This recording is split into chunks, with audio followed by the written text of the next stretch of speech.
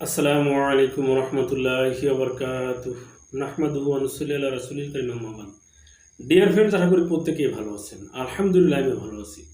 বন্ধুরা, স্বাস্থ্য বিষয়ক ইউটিউব চ্যানেল হাকিম এরশাদুল বারীতে আপনাদেরকে স্বাগতম।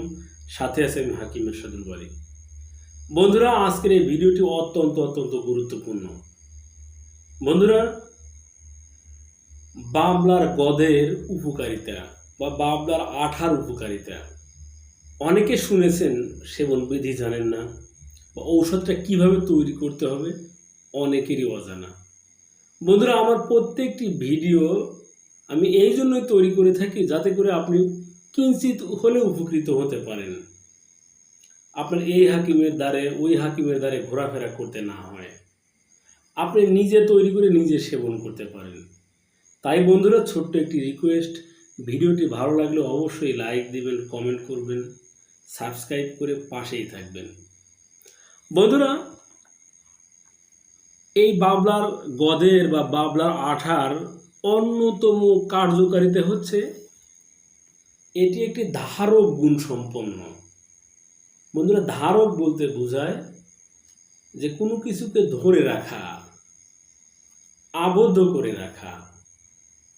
বিশেষ করে বীজকে ঘন গাঢ় আঠালো করে এটিকে ধরে রাখে, ফলে একজন পুরুষকে এমন একটি শক্তি যোগায় যে সে ইচ্ছা মতো বীর্যকে ধরে রাখতে পারে, ইচ্ছা মতো ইন্টারকোর্স করতে পারে।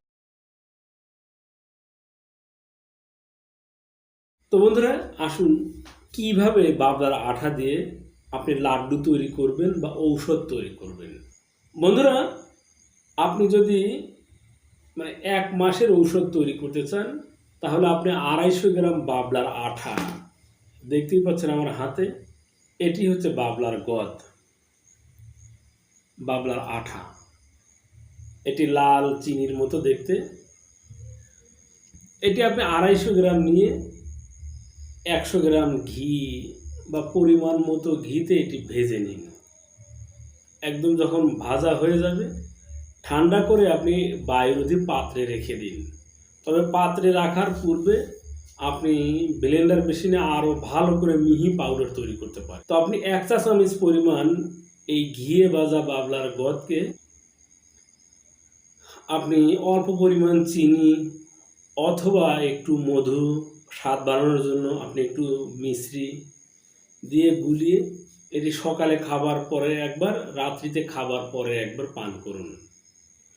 এইভাবে নিয়মিত সেবন বা পান করার ফলে আপনার বীর্য ঘন গাঢ় আঠালো হবে,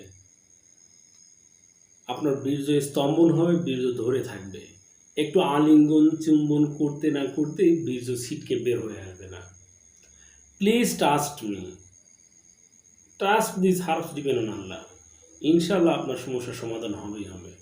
বন্ধুরা, এই ছিল আমাদের